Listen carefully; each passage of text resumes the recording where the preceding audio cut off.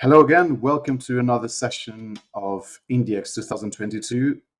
You will notice why I decided to untie my hair and bring my faithful one-handed sword to this streaming session. I I might love look it. a bit extemporaneous, a musketeer talking about 18th century revolution. Uh, and with me, we have the author of Liberte, an amazing action RPG, Kajetan Wyrzykowski. How are you, Kajetan? Yes. Hi, Ricardo. Hi, everyone. It's a pleasure to be, joining the NDX event, and yeah, and I'm really excited to talk about Liberte on behalf of the whole team that worked on this project.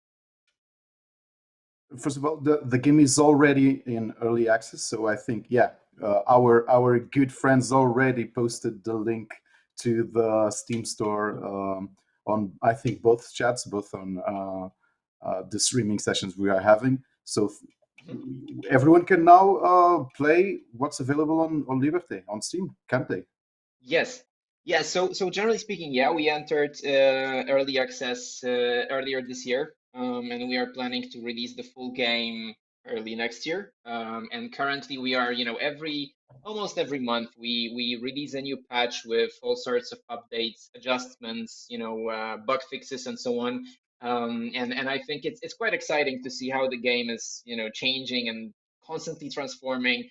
And I think that early access is a fantastic way to work on the game because it really gives you, it kind of provides the unique insight from players, and then we have a very cool tight knit community of players who started playing Liberte when it really looked way different than it is now. And I think that that's one of the coolest things about actually developing a game when you work with people and they tell you what they like, what they don't like, kind of things that really make them happy and make them play even more, and then you kind of have this feedback and you create something that people eventually love. That's great. That's the best part, I think.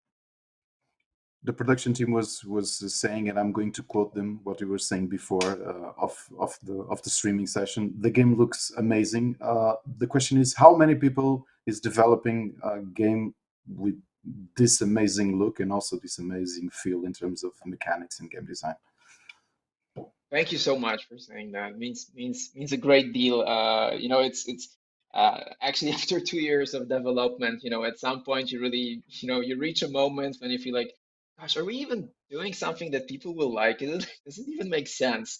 And then, when you hear, words like that, it really makes you feel like, yes, that was worth it. So actually, the core team of SuperStatic Studio is just two people, so me and my colleague Daniel.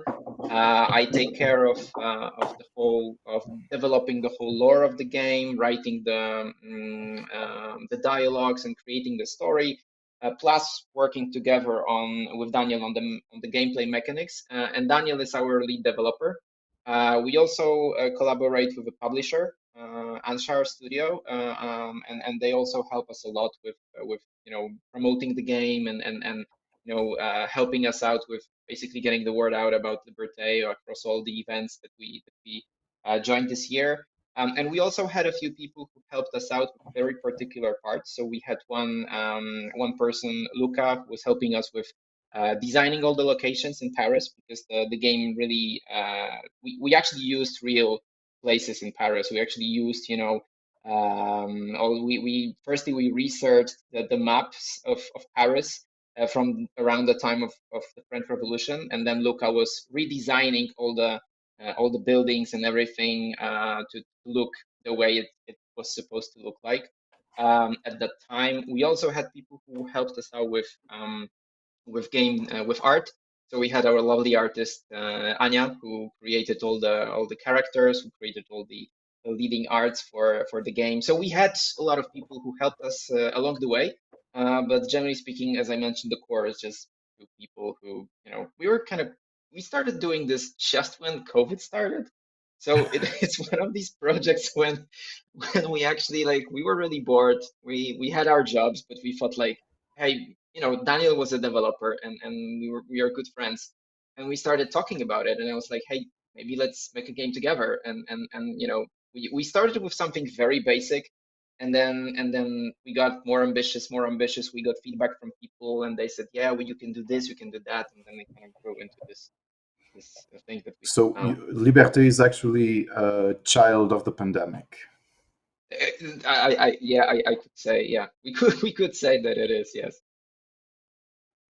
So you said that Daniel was already a game developer before, but did you already develop a game, or is this your first adventure in game development? So so Daniel developed a game called Trickster, but Trickster is a game for VR, so it's a completely different story when you develop a game, a VR game, right? And for me, I played a lot of games, so I do like the whole experience, but I never worked on anything remotely like that. My like in terms of my personal background, I work in marketing, but I love films and I love writing stories. I like writing reviews and that kind of stuff. So Daniel knew that, and Daniel felt that maybe it could be cool to get this guy and create some weird stuff and like we really researched so many weird things. Like Ricardo, I know so much about voodoo, about cults, about French Revolution.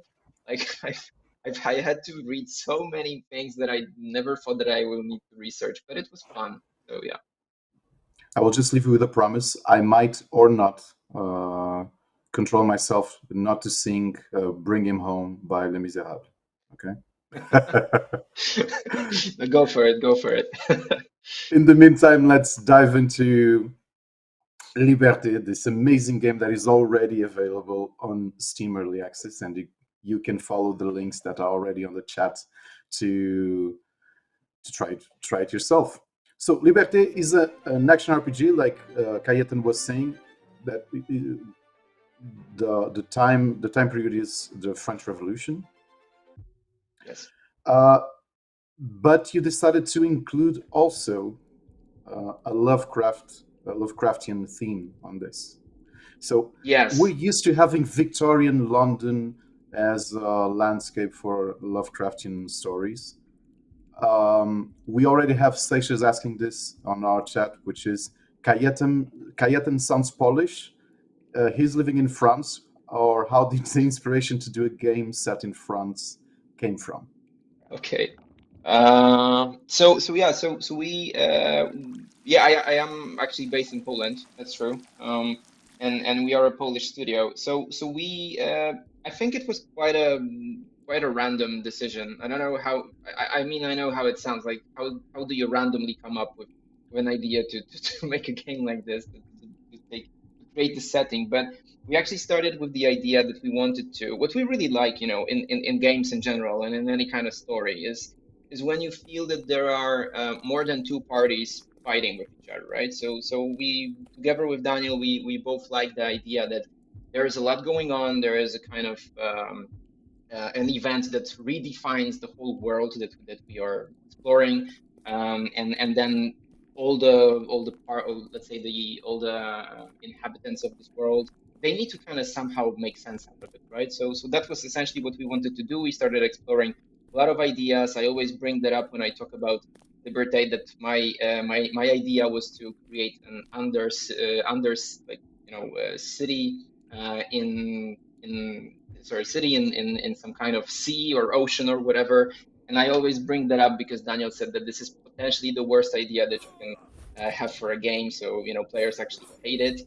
And I always bring up Bioshock at this point, but I think that it's an example of actually a game that really works.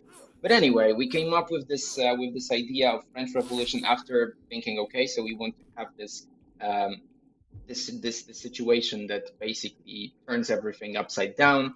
And yeah, and we started exploring that idea, and we started reading about historical events, and we wanted to see, okay, so what were the events that really defined history in terms of Europe, and then we came up, okay, French Revolution, not many games set in this place, a lot of cool designs, a lot of cool things that you can explore.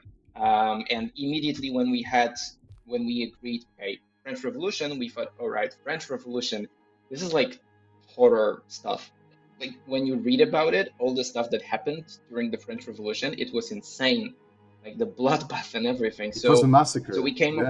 Yeah, It was a massacre. It was terrible. yeah, It was like when you read about it, it's carnage. So we thought that okay, we don't want to be very historically accurate, but we wanted to bring to the French Revolution some kind of twist, and we came up with the twist with the Lovecraftian cosmic horror kind of idea. I'm going to tell you something about.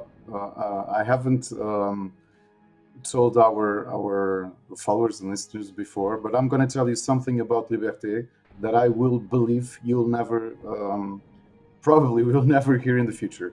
After we've been evaluating all games on IndieX, the more than 500 submissions, um, I needed a palette cleanser, and I really needed a AAA, especially an open world AAA. And guess what I decided to start playing after finishing evaluating all Indie Access submissions? Okay, Because I of gotta Liberté. say, oh really? Because of Liberte? Oh, um, mm, I don't know. It's a tough one. I don't know. I don't know if there is many games. Okay, maybe Assassin's Creed. Yes, it does Of course. precisely that. Yeah. I mean, we played Assassin's Creed as well. I think that what they did, it's an insanely good, well created game. Like I think that in terms of, actually looking at because the designs of Florence, I actually went to Tuscany a few months ago. So I went to see all the cities there, and I immediately had images from Assassin's Creed, like looking at the buildings and everything. You can actually see, okay, oh yeah, I climbed this one. So it's a really really awesome game, and it was also an inspiration for us on how to get the feeling of France and Paris. You're talking, it's a really beautiful game that has a nice feeling of pirates. You're talking about Liberté? Of course, of course. Because it's true.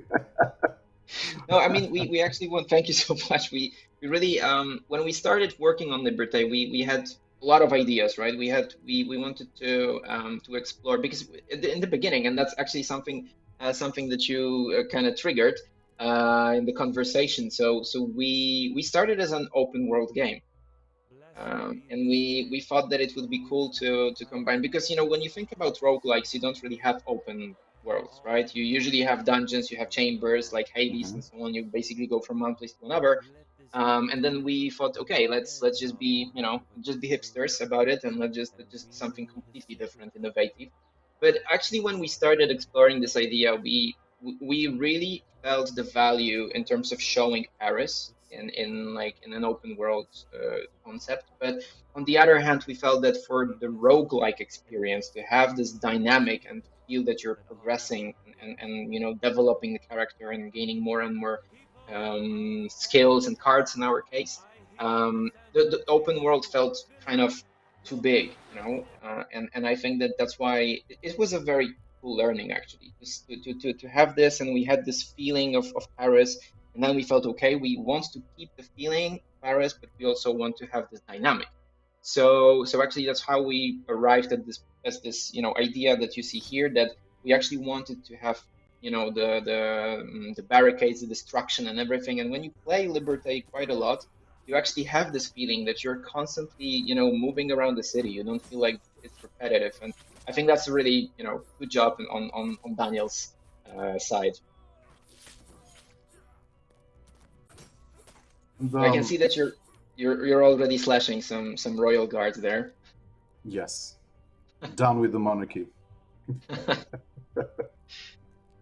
There were some people in the chat that are actually saying that uh, I'm the protagonist. That's why I think it fits to play Renee on Yeah. this stream. So I think when João Machado was deciding the streaming sessions and he assigned me to Liberte, he had this in mind, I believe. Yeah, definitely.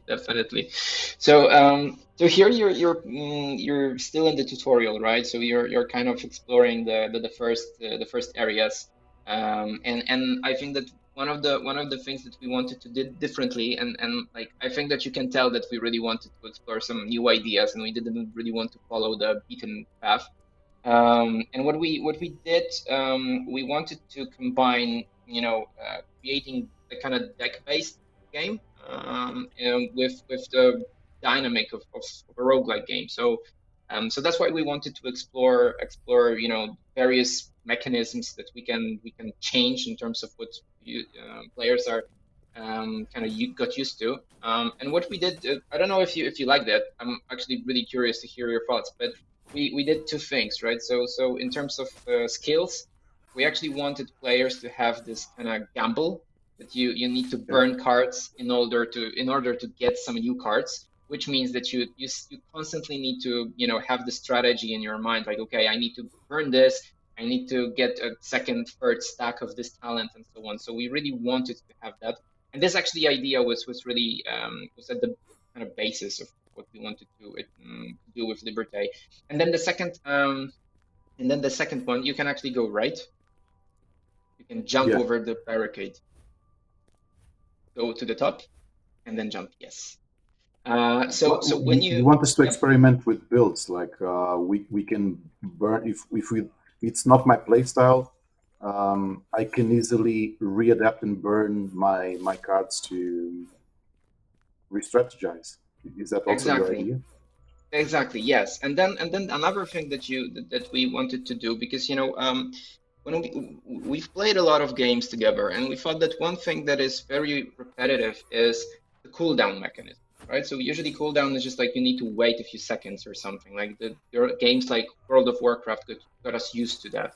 So we thought, okay, let's not give that time. Let's push our players to actually have this urge to constantly attack and kind of create their own, to kind of utilize the area, right? So you Yeah. can't really wait. You have to constantly attack in order to reduce the cooldown. So this also forces you as a player to constantly engage in battle. There's also something really curious about Liberte. It's the fact that uh, which I don't think it's usual to happen in roguelikes. It's the possibility of playing the game co-op. We will be able to play the entire game in co-op, isn't it right, Kajetan? Yeah, I mean, in terms of co-op, yeah. We that's another, as you mentioned, right? So this is another part of kind of innovation that we wanted to introduce. So we wanted to have the possibility, because at the end of the day, gaming it's, at least from our experience, mine and Daniel, I think it's a very kind of socializing activity, right? It's cool to play games together. It's cool to experience things together. So we thought that, hey, like, when you play roguelikes, you don't really have that many roguelikes that give you the opportunity to play with someone else. So that's Yeah. why we wanted to actually create this opportunity, and let players, take different characters and just explore the streets of Paris, and play together. So that's, yeah, that was something that we started with. It was from the beginning when we started designing the game. We thought, okay, we want to have that co-op opportunity. Uh, uh, what were the struggles when you create a roguelike? You are used that the single player will be able to manage his loot, his advancements, his losses. What was the struggle or the difficulty to balance all of this by adding the cooperative variable?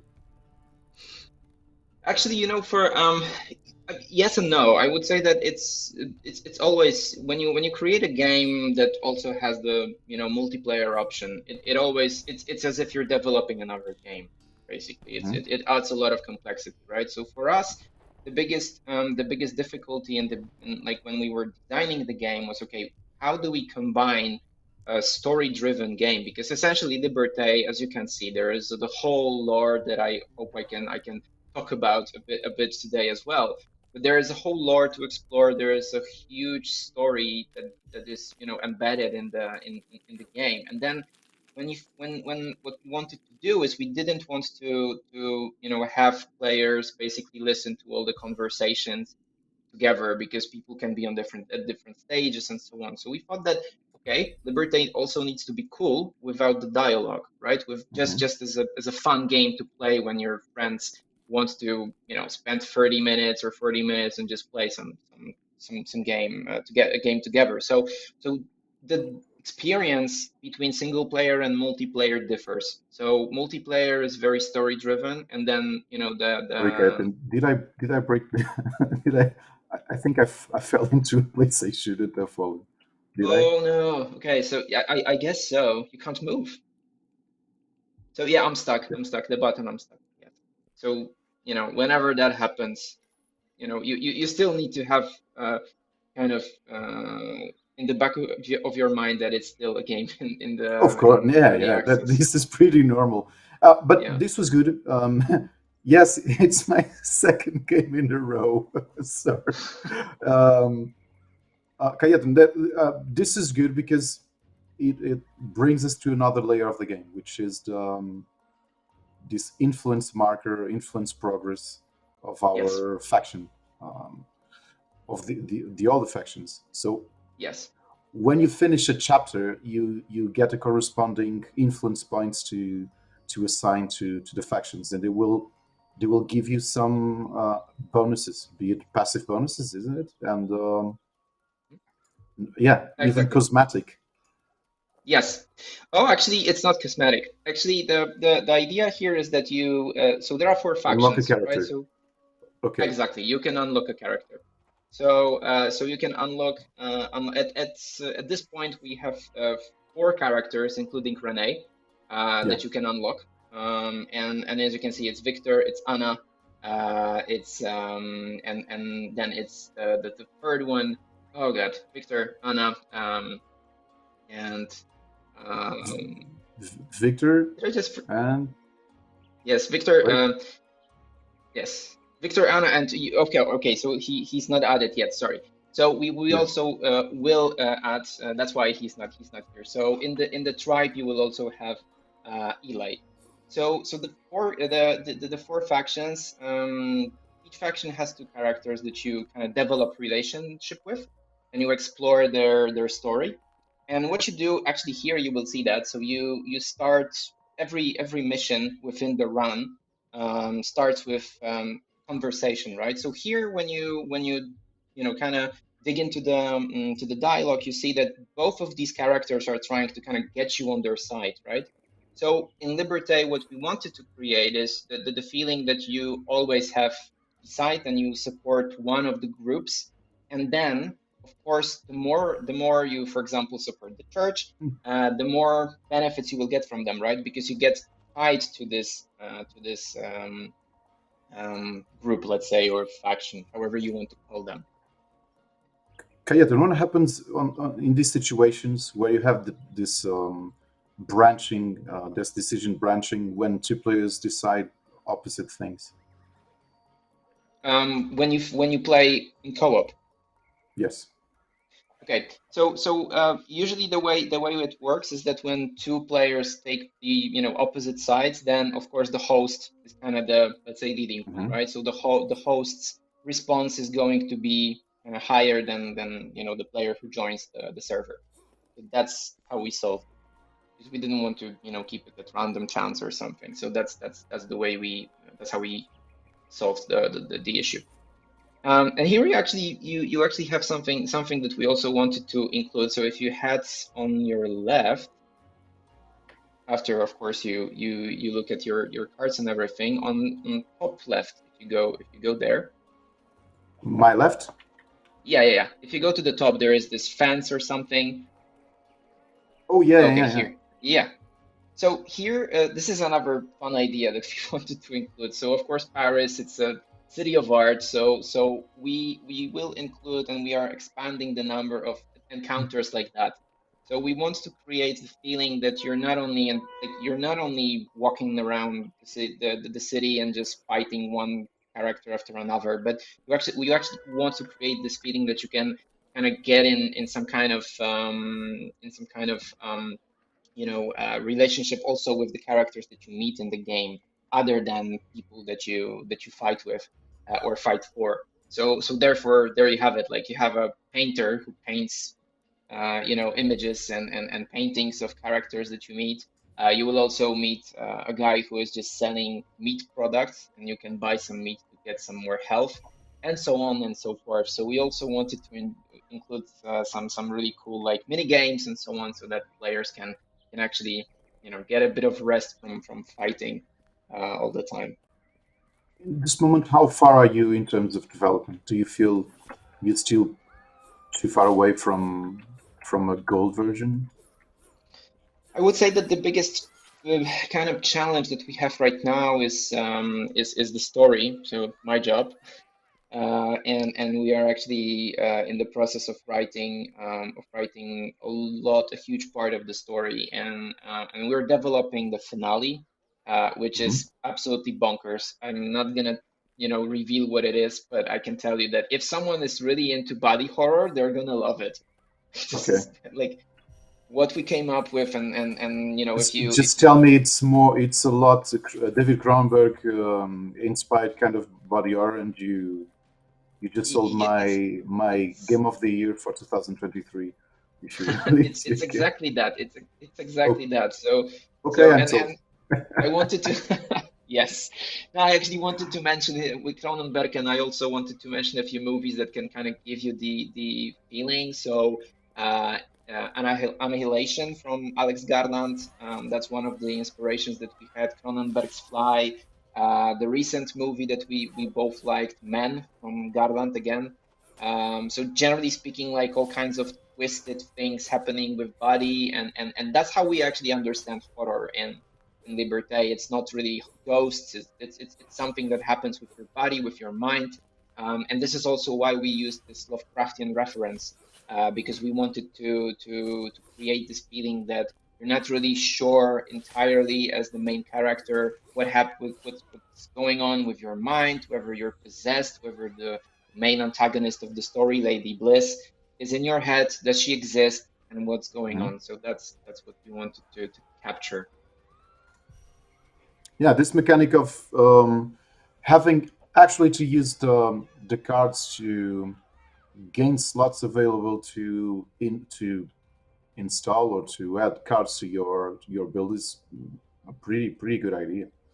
Uh, Thank you. have Yeah, you ever we thought about transforming this if Liberte is as successful as I believe it will be when it gets released to do a board game version? Because there was people that was noticing this on our chat, like Patricia was already saying this. It's the game is even visually a lot board gamey. Mm, okay. No, we actually didn't think about it. That's like, that's some really smart thinking there. No, actually, we are still ahead of seeing whether Liberté will take off. We see that we're gaining some traction. We're gaining more and more wish lists and so on. And we're, really, really happy to hear feedback and to hear to see what we can do better and what we can improve. Since the game is still in development, but I actually believe that it's when you think about the whole experience and the let's say the brand of Liberté, we what we wanted to do and we're still thinking about it is explore the story. So maybe some comic book, maybe a book, something like that. Because there is a lot of research and a lot of lore that Mhm. we've created for the game, and it's actually hard to really convey everything in a roguelike genre. But then we also were thinking about some other things that can be kind of all related to the French Revolution era. So we thought about some journals and that kind of stuff. But board game sounds really cool. Yeah, thank you Sextus is for the asking idea. us. Sextus is asking us in our chat. What were your inspirations gameplay wise? Can you pinpoint some examples that you looked at when you were thinking about the initial loop, mechanical loop for Liberty? Mhm. So of course it's no surprise that when the first game that comes to your mind, I hope it's gonna be Libertarians at some point, but for now usually it's Hades. So we Yeah. we really like Hades. It's a cool game, right? Apart from the fact that it's kind of competition for us, but we really don't think about it as a competition. We think about Hades as a game that really created something new, and they really made an incredible, game, and we believe that it's a source of inspiration for us, really. So Hades for sure, in terms of the mechanism and gameplay. I think that we can also compare Liberté to some other games like Slay the Spire. That's what also people often mention. I personally played a lot of Diablo, and I feel that Mhm. sometimes Liberté is also kind of like Diablo, maybe not entirely with all the mechanics, but it feels sometimes I really get the Diablo vibe, which I really like. And yeah, in terms of mechanism, I would say that's more or less that's what we were aiming for. In terms of replayability of each of these areas, how do you envision that? Like, these areas aren't in any way procedurally generated; they are predetermined, aren't they? Not all of them, not all of them. For example, the place where you are right now is kind of the neutral zone. So it's Café de Flore, and basically this is the spot where you meet all of the characters, almost all of Mhm. the characters. And we wanted to create a place where it's not your quarters, Mhm. because if your character dies in the game, you will actually have your mind blown, and see the real headquarters. That we designed. But for now, this is, let's say, the area where you're immune, right? Nothing can happen to you in Café de Florette. And actually, as you You can want me see, to die eventually it would to be. show? I don't know if you want to see what happens, because I think it's quite cool to see. But maybe not yet. Just carry on, and just we'll see where you will get, how far you will get, basically. But yeah, but in terms of the replayability, we have procedurally generated areas, some of them at least, and mostly the streets of Paris that you saw there, they're generated, like, for example, this one. And then you have areas that we designed specifically for some boss fights and some quests and so on. So yeah, so this is like let's say a mix. You We can. will eventually use a guillotine with Marie Antoinette or something. Oh yes, we actually we did include the guillotine. Come on, how can you have a French Revolution game without the guillotine, right? So Yeah. so the guillotine is part of let's say the biggest, let's say, decisions that you will have to make as the character, because the whole story of Liberté is, Renee just wakes up in the middle of revolution. You don't know what's going on, and then some really really weird things happen. When you die, you will see what's happening. And then the whole idea that we have is we were all about symbolism, and we were all about creating the feeling that uh, actually Renee is kind of understanding the whole scope and the whole tragedy of the revolution, right? And in the beginning, when you play, you kind of have this feeling, oh yeah, let's just there's some stuff, right? Like it's just a hot button, and you're just killing these guys, and you just fight for these guys, and that's it. But as you progress, you explore the story, and you see that all of these characters and all of these factions actually have a lot a lot of stakes in the game, and they also have their rights, and they also have their twisted morality, and there's not no one is good or bad. Everyone is just kind of it depends on your morality as well. So that's what we wanted to really capture with Liberté. And then you have the main antagonist, Lady Bliss, who is also kind of adding like a cherry on top of all this ambiguity. Such as he's asking, we see lots of NPCs on the during this gameplay. If they are just bringing life to the actual streets, like or eventually they can be interacted with or killed, even killed by enemies or by ourselves. So actually, no. We had some ideas on how to use the masses, the crowd, and we wanted them to be part of the gameplay of combat, but it was very challenging in terms of designing the AI and everything. So for now, they're more of a ambient element. They Yeah. also, you can get into interaction with them. You will have the opportunity to get into some kind of interaction. in the sense that you will be able to complete some mini games that include the characters, all these people wandering around. But that's about that. We actually thought about exploring that even more, but we thought that it's going to be more fun to actually, boost these guys that you're fighting with, because the AI that we designed for these enemies is quite complex. So they really learn on your gameplay style, and then they also adapt to how you play, and they also respond to the way you play. So they will. On top of that, they also can get buffs that are called curses, and with the curses system, we really make the challenge quite cool. I would say. I personally, I am really bad at playing Liberte, so I'm actually like I don't think I ever completed the game with more than two curses, and there are five that you can play. And actually, we have players who already completed the game, as it is Mhm. at this moment, and they actually completed the game with five curses. I don't know how these guys do it actually, but I wish they taught me how to play Liberte, because I'm not that good. I love crows, but they are actually kicking my ass.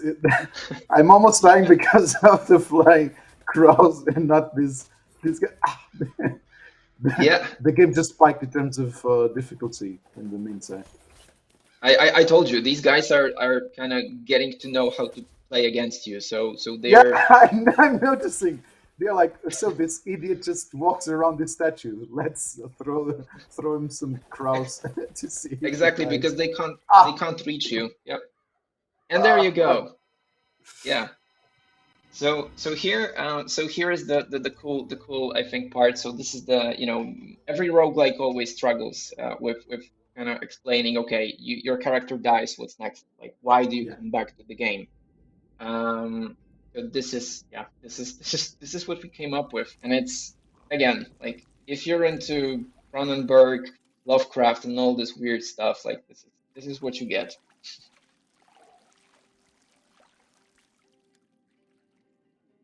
Wait. Oh, we look almost Like, spore-like. almost, We yeah. almost look like a mix of a fungus with an animal tissue. Yep. So so what happened? So what happened is, this is one of the first reveals that we have in the game. So sorry for spoilers, but I actually don't think it's a huge spoiler. So Rene is not human. So the character that you're playing is not really human. So the character is actually created by Lady Bliss, and here Lady Bliss explains to you what's gonna happen and what is your real mission to do her bidding basically. So here we wanted to really. So this is why what I mentioned, and the whole journey of of Renee as a character is to really kind of have this feeling that, okay, you're an alien in the French Revolution, and Yeah, you're becoming more and more human because you play, or you kind of do things for humans, and you get to know humans better, and then your perspective changes from alien perspective to human perspective, but you're still an alien. So this is kind of, the idea that we wanted to explore, kind of what happens with AI these days, like, with, for example, a movie called Ex Machina. Like, this is what really interests us. Like, where is the moment when Rene becomes human, even though he's not technically human? Like, does he need to be all flesh to become human, or can he be considered human because he cares about them? So that's kind of the philosophical part of the game as well. Kajetan, I had a similar discussion. I think it was no, it was actually 5 years ago, more or less this week or next week, with the lead script writer of Detroit Become Human, and we spent like Okay. 15 minutes talking about the human condition, which is a pretty heavy thing to talk about during a video game interview.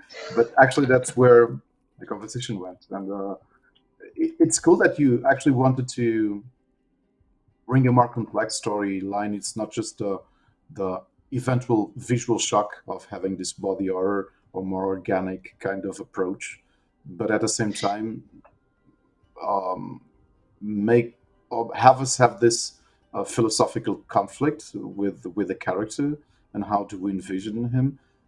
I don't want spoilers. I'm going to ask this, and I think you're not going to answer. Um, will we, as protagonists, evolve in a way then our decisions will make us closer to humans or to whatever we belong to? And yeah, okay, don't answer. Um, okay, I can answer with some very muddled Okay. wording. So okay, yeah, or maybe the other way around. Yes, but I don't want to, explain how. But Yeah, essentially, I yeah, would say that the journey for Renee is it's quite an interesting one, and I think that exploring what really happened, and this is another thing that we changed, right? So we like this is an important yeah. Hmm. information. So we don't. Liberte is not a historically accurate game, right? We are kind of Yeah, we're taking some really really twisted turns, and actually the reason for the whole revolution is also not historically accurate, but I think it's a cool one, and it's cool to see actually the whole reveal, what happened, and of course all the factions are actually deep deep into the reasons why it happened. And that's also kind of our take on why these things happen. It's never, you can never pin it down to just one man, one thing. It's just always an amalgamation of so many factors, of so many things, and that's what we also wanted to portray in Liberté. Ethan, there's someone asking in our chat if are you planning? You're planning for a PC release. Are you also already negotiating or planning a console version? Oh, we do get this question a lot. So I'll tell you this. Like after seeing some game going to console, like of course my dream was always to make this for consoles because I'm a console player, mostly, and I feel that roguelikes in general as a genre are really really cool for console gaming, and I think that this game is really really cool for console. When we test the game with Daniel, we usually play on pads. We don't play that often with keyboard. So we're hoping for that. You guys can actually help if the game takes off and people actually like it. Then this is our dream to do it. And if we will see the opportunity and people will want to, players will want to see the game happening for consoles, we will be more than happy to do that. So that would be I my have one last answer. question, Kajetan, because unfortunately our time is running out. Yes, yes. Not as hard as a Lovecraftian revolution in terms of time running out, but I was noticing the preparation I had for this run that you had blueprints available for several, like, let's call it jobs like iron worker. You also have this different approaches to each character, being a melee character, like a rogue character, or a ranged character. Do you have, or can you tell us in this moment how many different cards are you already implementing in the game, or will be in the close to the final version? So, as far as I recall now, it would be around 100 cards already, Okay. and we are planning to have around 250, 300 cards, something like that. Because we will have cards for every faction, and factions are kind of adding cards on top of play styles that we have. So kind of melee play style, and many other and a few other kind of general, because the way we wanted to design it is you have a play style, and then you basically collect cards and you create something very very unique to the way you play. So you can actually have cards from several factions, you can have cards from several different play styles, and eventually you create something that's very very personal. And I also think that's pretty cool. Like I as a player really like that feeling that I'm in control and I can play the way I want to, and that's how we approached it. And I can also tell you that you're actually nailing it. Like you're really, really good for, I don't know how much you've played Liberte before, but that was your first time or you've played it No, already? it was my second time. I played it once to evaluate the game, and this is my second run. Okay. So in total, like two hours maybe, something like that, probably. Uh, yeah, around that. Yeah. So that was good. That was good. That was really good. Like usually when I see people playing, the first 2 hours is kind of, it's they achieve significantly less. So that was good job. Thank you, Kajetan. Thanks a lot for submitting your game and to being part of IndieX 2022. Liberte is an amazing game. I think everyone that has that itch to scratch for action RPGs will have its perfect answer with Liberte. It's already available on early access. You can be part of the development by giving feedback to Kajetan and the rest of the team. Um, and what you've noticed here during this 15-minute streaming session is that there's a lot of content already. So I can't infatuate enough or stress enough. Go buy this game. We have again the Steam link to Thank you. Liberte, and you all could be proud when Liberte really picks off and gets a success like we imagined it will be. You'll say like, "Oh, I knew Liberte way before it was cool." So Exactly. Thank you so much, Ricardo. It was a pleasure. And just to confirm what you've mentioned in terms of the content, we actually plan to have around 60 hours of gameplay in total.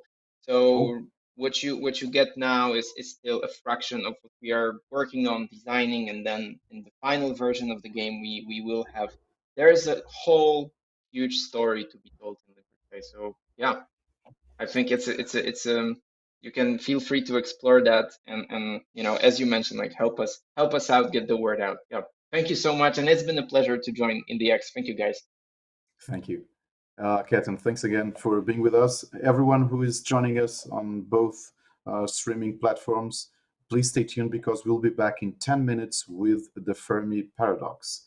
Thanks a lot again, Kajetan. Good luck and the best of luck for Liberté and for your team. And You see you too. next time. Best of luck. See you guys. Yeah. Thank you.